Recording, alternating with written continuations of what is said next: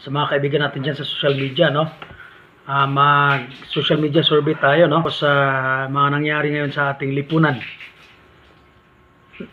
Siguro naramdaman na rin natin na bumabalik na rin yung mga gawain ng mga masamang tao ngayon sa ating lipunan. Yung krimen, yung mga droga, bumabalik na rin. Kaya mag social media survey tayo ngayon. Tatanungin ko kayo kung sino man makapanood ng ating videos, mga viewers natin.